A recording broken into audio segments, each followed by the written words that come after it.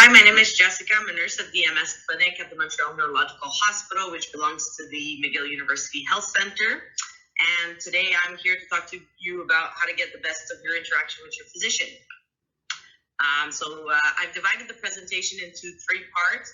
First, we'll talk about what to actually bring up during your appointments and how to make the best of that short period of time your neurologist is actually with you. And then we'll talk about what do you do in between appointments.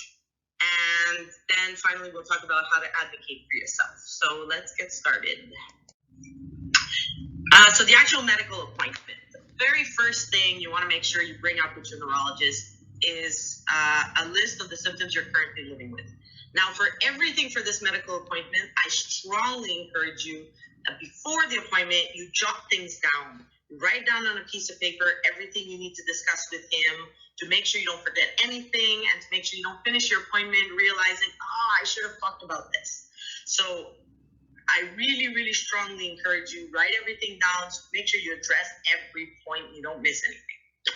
So the first thing you want to do is make a list of those symptoms you're currently living with. So anything that you believe is MS related, you jot it down, whether that's a sensory issue, so numbness, pain, whether it's motor issues, weakness, decreased endurance, spasms, or whether it's a cognitive issue, difficulty concentrating, or visual issues, you write all of that down. If possible, if you have the list from your last appointment, you can compare, and then you can get a sense of what's new and the symptoms that were still there the last time. Are they better or are they worse? So that's a really important thing for your neurologist to know. So once you have your list of the symptoms you're currently living with, which one are brand new, they weren't there on the last appointment, which one have improved since your last appointment, and which one have worsened. And if possible, have they worsened or improved gradually, sort of slowly, or have they worsened or improved acutely? So one day you wake up and it's much better, or one day you wake up it's a lot worse. If symptoms are brand new, they were not there since your last appointment, then the neurologist needs a little bit more info. So if you can, give them the exact date when it started, the exact progression. So maybe I felt tingling in my leg. I wasn't quite sure for like 2 days. It was very mild, but then it got very obvious and it was undeniable that I had this tingling. It lasted about 2 weeks and then it improved. It hasn't completely gone away since. And that was on October 1st. Right? So you want to give them as much detail as like when did it start and the progression, how did it progress, get worse, improve, stay the same. That's what they need to know. After that, I'm sure most of you are very interested in knowing about your MRI. So do you have the results of your last MRI? Sometimes the MRI was done a few months back, and so you may not know about the results. Sometimes you did get a quick phone call from your neurologist or the nurse telling you about the MRI. But if you don't know the results of your last MRI, that's definitely something that you should be asking. And then when is your next one? So that one's very important so that you can really be empowered in your journey and your management of your own disease process. When does the neurologist expect the next one to be? So in a stable MS, on medication, everything's going well. Typically, we would do an MRI every 6 months and then get an appointment right after the MRI with your neurologist. Sometimes it's very, very stable. You could go even a year, do an MRI every year, and then see your neurologist right after. But a lot of the times, things are not that stable. You may have just started a medication, so the MRI should be timed according with the highest efficacy of that medication. Sometimes the neurologist has a little bit of concern about the stability of your MS, so they may do an MRI quicker. So it's really important that you get a feel what he believes or your neurologist believes would be the best time to do the next MRI. And then what are they looking for the next MRI? So sometimes we call this a new baseline. The MRI would be a new baseline. This is when you start a new medication, and then at the peak of action of that medication, you do an MRI. Now, if there's new lesion from that MRI, from your previous MRI, it doesn't really matter. You probably developed those lesions between the time of your last MRI and the time that this new medication worked at its maximum. So it wouldn't change the treatment for you regardless of the results of the MRI. We call this a new baseline. From then on, this MRI becomes the reference so that every time you do an MRI, we compare it to that reference. Sometimes what we're looking for is no activity. So you have your new baseline, you started a new medication, you have your new baseline. The next MRI, we want no activity. Sometimes you've been stable for 4 or 5 years, so no activity might not be reasonable. What the neurologist is looking for is minimal activity. So one tiny lesion that didn't cause any symptoms, or a small worsening of one old lesion that didn't cause any symptoms may be acceptable. So it's important that you know when's the next MRI and what is the neurologist looking for in that next MRI. Then in your list of things to discuss with your physician, what disease-modifying treatment are you currently on?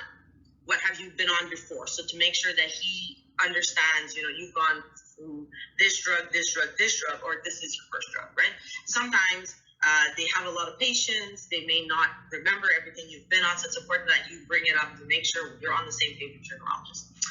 And then in terms of your current disease-modifying treatment, do you have any side effects? Sometimes we assume that side effects are part of the deal and there's not much to do, but sometimes there is things that they can do. Sometimes there's a new drug that came out that has the same efficacy but less side effects. Sometimes there's a medication that can treat the side effects. Sometimes there's a way of taking your medication that can decrease the side effects. So it's important that you do mention any side effects, even if you think that there's nothing to do about them. Okay, then outside of the MRI, is there any other test that you didn't have results for? So some patients go for a lumbar puncture, they go for visual remote potential, some patients go through neuropsychological testing, most patients go through lab work. Do you have the results of that? If not, can the physician just go through them with you quickly, make sure that you know what the results of your test are? And if there's anything abnormal, anything you should be aware of. And then, is there any test coming up in the next year? So how about blood work? Are you aware of the blood work that you should do for the next year? Or if you're not clear, should you do a blood test every 3 months? Or is it month 2 and then 6? And just you clarify what's the next test. Is there any other test that you should be doing? Cognitive testing, a walking test? So it's important that you clarify, is there any other test that you should be doing? Sometimes he may tell you, yes, we'll do a walking test on your next appointment, but at least you know, so the next appointment, you make sure that that walking test gets done. And then if you have any other medical issues, diagnosed or not, you should inform your neurologist. So if you're being investigated for cancer, for example, that's really important that your neurologist knows about it, even if it's not a confirmed cancer, even if there's a low chance that you have cancer. They should be aware that you're being investigated. If you have any other eye issue or visual issues, it's important that he knows about those. Other autoimmune disease, if you're followed by a rheumatologist or hematologist or anything else, even if it's not related to your MS, it's important that he knows about it. Psychiatric issues, very important that he knows about that. And then it's really important that at some point during your appointment, you mention family planning. Even if that means I'm 18 years old, I have no idea when I want a family. This is not on my mind right now. It's important that you at least mention it. Sometimes physicians take things for granted. They assume that because you're a certain age, you're not there yet, or they assume that because you're a certain age, you're past that, or whatever it is. It's really important that your physician knows what your plan are in terms of family planning. And that's whether you're a female or a male. Obviously, it's more important for females. There's a lot more to consider when a woman is planning pregnancy. But even for guys, it's really important that you mention, I'm not thinking about having babies for the next 5 years, or my wife and I are planning on having a child in the next year. It's very important that that's mentioned to the physician.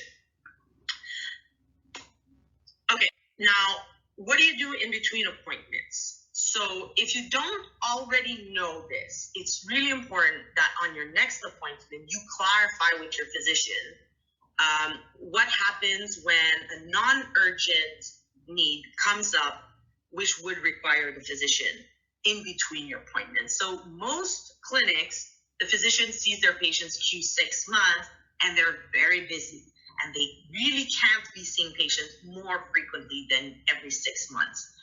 And in some cases, it's even once a year. If you're a stable patient, you may only be seen once a year. So if you have a new job, if you have an increase in a previous symptom that is starting to be bothersome, if you have side effect of a medication, if you have a question, just a random question about your diagnosis, you notice something and you're not sure if this is pertinent or not, with everything going on with COVID, a lot of patients have had questions about their diagnosis in COVID, their diagnosis in vaccine. So how do you reach your physician in between appointments for non-urgent things?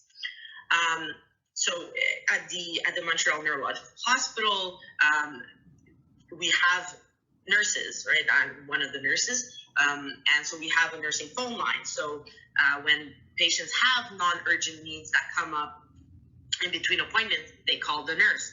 And if you need a new prescription, the nurse will make sure that she obtains a prescription from your physician. If you're followed by a neurologist who doesn't have a nurse working at the clinic, then how can you get things from him in between appointments? Is there a secretary that takes messages? Is there a day that the physician will do non-urgent phone calls, like rapid phone calls, like not full visits, or different things like that? Does he take faxes, or whatever way? How do you reach your physician in between appointments for non-urgent things? And then for urgent things, usually in MS, we're talking about relapses. But it could be, terrible pain, for example, that can be quite urgent. The question is, how can you reach your physician? What is expected in terms of them managing an emergency situation like a relapse? And when do you need to go to ER? Or is there anywhere else you should go for help? So some neurologists have good contacts with community general practitioners. So sometimes your neurologist is not available, but your GP is very well aware of how to manage a relapse. So it's important that you clarify that with your neurologist. What happens if I have an emergency situation, usually a relapse? When should I go to ER? So that you're not going to ER for nothing and you have an easier solution. And what kind of ways can your neurologist make of these things? We've talked about MRI before, so make sure you know when's your next MRI, and when does the physician want to see you again. So sometimes the physician says, MRI in 6 months, and I'll see you after the MRI. So that then there's no point in seeing the neurologist before the MRI. He needs the MRI for your next visit. Sometimes he'll say, MRI in 4 months, and I'll see you in 6 months.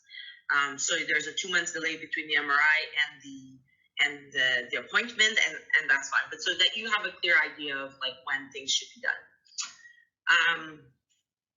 Do you have the phone number to reach the clinic? Do you have the phone number for the secretary? How do messages get sent to your physician? Do you have their fax number? If you, for example, see a rheumatologist and the rheumatologist wants to send the report to your neurologist, do you have the fax number you can give to your rheumatologist? So do you have all the contact information to your clinic? And then finally, we'll talk about how to advocate for yourself. I think the most important thing is that you stay on top of your appointments. It's nice when you have a clinic who calls you and says, you're due for an appointment with your neurologist. Would you be available in 3 weeks? But sometimes this system doesn't work. So you should make sure that you know when should your next appointment be, and that if you haven't had a call a month before that appointment, you can call and say, I would like to make an appointment with Dr. such and such. So stay on top of your appointments. When should they be? And then you put it in your agenda that you should be calling the clinic, making sure you have an appointment, so that you're not seen for a year and then realize, hey, I haven't been seen in a long time, when really the neurologist did want to see you every 6 months, right? When should your next MRI be? So if you haven't had a call from radiology, call them. I should be getting an MRI soon. Am I booked? Can you book me? Etc. When should your blood works be? So that you can plan all of that out, and that you're not relying on the healthcare system to tell you when you should be seen. So you know when you should be seen. Then disease-modifying treatment. Is it working for you? Do you know the efficacy of this treatment you're on? Do you have any side effects? Are the side effects manageable? What's the mode of administration?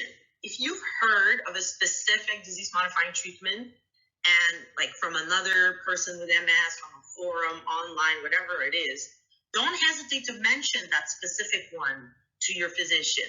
Hey, my friend is on drug A. It seems to be working very well for them. Would that be an option for me? Sometimes we assume that you're doing very well on your disease-modifying treatment. Sometimes we assume that the level of efficacy or the amount of side effects is manageable for you, and this is what you want. But really, there's something else that you would want out there, and it's worth talking about. And if the answer is no, you can't go on this drug, then at least you know why. So don't hesitate to mention a specific drug to your physician if that's something you'd be interested in. Then symptoms, are they well managed? So residual symptoms that you have to live with on a regular basis. Can they be better managed? So someone who says, well, I'm having tingling, and the way you talk about it, the physician assumes that it's fine, it doesn't bother you, but in fact, it's quite bothersome. You think about it multiple times a day. It prevents you from falling asleep at night. So address that with your physician. Like, if you feel like it's not well managed, is there a way that he could manage those symptoms better? And if you've heard of a method of management, don't hesitate to mention that specific method. So I have a friend who uses this cream for his tingling. Is that something I could be on? Or I have a friend that's on this drug instead of this drug, and they say it works very well. Is that something I could try? And again, the doctor may say, oh, yes, excellent idea. He didn't realize that you felt unwell managed. Or he may say no and explain to you the reason why, and then you know why. Lifestyle. Are you aware of the different things you can do in terms of changing lifestyle habits to help improve your symptoms and even improve disease activity? So if you've heard again about something, a specific diet or a specific way of life or a specific rehab center, and you've heard good things about it, don't hesitate to mention it to your neurologist. Hey, I'd like to try this diet. Do you have any data that supports this diet in my MS? So make sure that this is something that is discussed openly, so that you feel like there is something you can do and you're not just relying on your neurologist to make you better. Because there's a lot that a person can do themselves, and it's important that you discuss those things that you think might help you. Or if you don't know, it's important that you discuss with your neurologist, what could I do to make myself better? And then it's important that you discuss your priorities with your physician. And I'm talking about like life priorities. So if right now your priority is to finish your bachelor's degree, if right now your priority is to get a job in this field, or if right now your priority is to get pregnant, it's really important that your physician knows what your priorities are at this point in your life, because sometimes that significantly changes how we manage someone. Instead of assuming what their priorities are. So that's pretty much concludes my talk.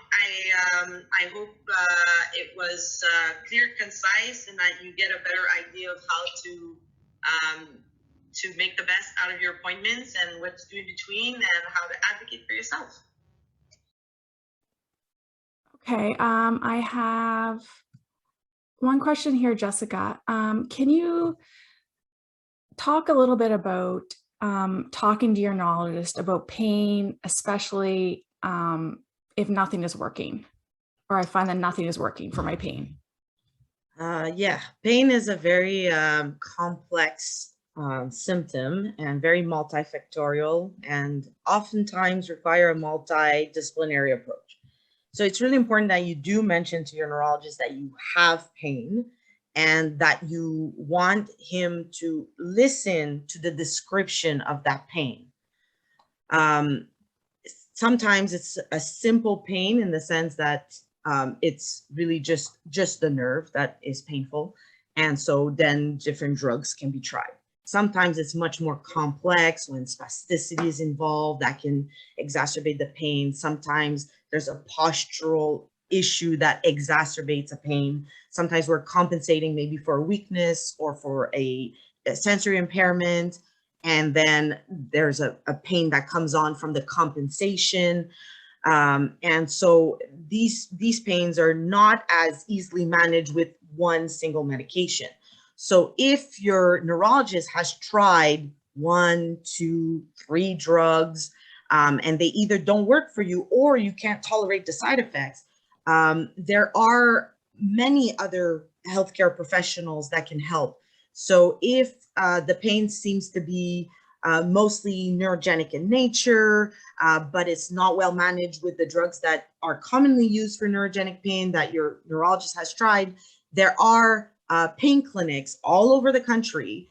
Sometimes the waiting time is long, but it's important to at least send a referral, get into a pain clinic, and then what can the neurologist do before you can actually get seen? But at least eventually you'll be seen by a pain specialist.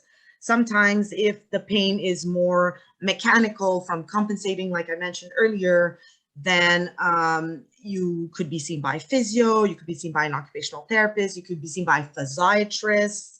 And sometimes the neurologist is not quite sure. It seems like it's multifactorial. So physiatrists are trained in differentiating where the pain comes from. Is it more of a mechanical pain from a bad posture, or is it more of a neurogenic pain, or is it a bit of both? So that's, I think it's really important that if your neurologist has tried and it didn't work, he needs to refer you to other specialists that also deal with pain. Okay, thank you. Another question. When I'm trying to advocate for myself, do you have tips how to approach doing this? Like, for example, the nurse says that the medication didn't work, this drug didn't work, or something is wrong in your chart. How do you ask for it to be corrected? Like something's not correct, like, and you know it's not correct, but how do you go about, I guess, correcting a doctor? Yeah, I think this goes for a lot of things in the healthcare system. We have our own jargon. I see in the example given, your drug has failed, and some patients could be hurt by that. It's a common lingo that we use amongst us. We say, "Oh, this patient failed the drug," and I can see how, from a personal perspective, I didn't fail. I did everything I was supposed to do. And I think it's important that you mention that that was hurtful to you. I think the healthcare professional can then clarify that they didn't mean anything insulting, and then can look at your perspective and change that language. It's important to mention, and it's important to mention your interpretation of what's said so that things can be clarified. And then I read, if you notice something wrong in your chart, how can you ask for it to be corrected? So that very simply, you ask for it to be corrected. I've noticed this. I believe that this would be more correct. And the healthcare professional can then make adjustments. Any charts can be amended, or explain to you why this is the way they wrote it, and what their interpretation of that would be. Okay, thank you. If there's frequent delays of me getting my MRI at the specific healthcare facility I go to, should I decide to get one privately? What are your thoughts on that? That's a difficult question, and I think it's important that you bring that up with a neurologist if you find that you're having a lot of delays in your MRIs. It's not it's not always optimal to go privately, and it depends a lot on the patient, and it depends on where you're at in terms of starting a new drug versus having been on a new drug for a long time, because difference in imaging from different machines. So if you get an MRI here versus if you get an MRI at another facility down the road, the images can look quite different. And so it might be very difficult for a radiologist to compare two images from different machines. They use different protocols. Typically in your healthcare facility, they probably have a protocol specific for MS, brain and spinal cord. In which a private MRI may not have the appropriate protocol. Sometimes it's not that important to have the proper protocol for someone who is just starting on a drug. So we'll get a new baseline, like I've mentioned in my talk. And so it's important that you ask your neurologist, would I be able to just go privately? And then if you do that, it's important that you don't swap back and forth. So if you decide that you're going to go privately, then you should be going privately at the same place every year, every next MRI. If you decide that you're going to stick with your healthcare facility, then you stick with your healthcare facility. Sometimes your neurologist may say, well, the next MRI I really need it done here. After that, you could go over to a private clinic, but then you have to stick to the private clinic. So it's important not to swap back and forth, but there is a possibility of changing at some point in time during your disease course, and from then on doing it at a private clinic. Okay, thank you. How can we evaluate the symptoms that are more cognitive? Is there some tools to help us follow the evolution of those symptoms? Excellent question. So the most common test that is used is the single digit modality test. So SDMT. And it's typically done at least once a year. Some clinics are doing it less, some clinics are doing it more. Sometimes in the young population, we don't do it as much because we assume there's less cognitive impairment, which could be a wrong assumption. So it's called the single digit modality test, and it's definitely a test you could request from your physician. It takes about 5 to 10 minutes to complete. It's very short. And it has a lot of specificity in monitoring progression in your cognitive symptoms, not progression of disease per se. And so that's an important test, and you can definitely request it. If you feel that cognitive symptoms are a bigger issue than that, or if your single modality testing seems to be normal for age and educational level, according to your neurologist, and yet you feel like there's something wrong, you're not yourself, you're not as good as you used to be, you can request more complex cognitive testing, typically done by neuropsychologists. Again, there may be a delay in seeing those specialists, but if you're on the waiting list to see them, they can see you, and then they may be able to identify very much more specific areas where you're having difficulty. Okay, thank you. What would the signs be if you should consider a second opinion or switching to a different medical professional altogether? How do you know if another neurologist is good for you? And I actually had another question, like my neurologist, I found is retiring. So it's a little bit different. So I'm going to be getting a new neurologist. So I guess the switching versus you're being given a new one because the other one is retiring. What are your thoughts on those type of things? Like, what do you think? Yeah, that's a difficult question to answer. So what are the signs that you should consider a second opinion? I can't give you the signs. A person knows. Some patients are a good fit with every neurologist, and some patients find it very difficult to find a good fit. So, I mean, you as a patient knows whether you need a second opinion or not. How do you request that? Like this: I would like a second opinion. Okay. And I think it's very common. And neurologists, many neurologists I have seen are not offended by that. Some neurologists are even very happy to get you a second opinion, either because they find your situation challenging and they would be happy to get a second opinion on your situation, or because they feel like a second opinion would solidify what they've been trying to work with you with. So I think it's very easy to ask for a second opinion. Once you get that second opinion, you can decide if you want to continue with your previous neurologist, or if there's a much better match between you and the new neurologist, and then request a complete transfer of file. But it's very commonly done. And second opinions are very common. And I would say that most patients actually go back to their first neurologist. They simply ask for a second opinion. And then when they see that the neurologists typically agree, they go back to their first neurologist. But if that's not the case, I think there's no, nobody feels offended, and that's perfectly fine. You can request a second opinion in a different center. You can request a second opinion in your own center with a different neurologist at the same clinic. The other thing too is some patients are followed by general neurologists rather than neurologists specified in MS. And so sometimes that can be, you can feel insecure about that. So if you feel like your MS is not that well managed and you're seeing a general neurologist, it's perfectly acceptable to say, I would like to be followed by a specialist in MS because I'm having this and this issue and it's not well managed.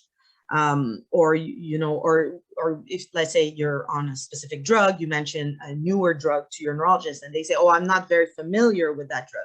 And that may feel very insecure for you, that, well, how come you don't know about the newer drug? So then you might ask to be referred to a neurologist specified in MS.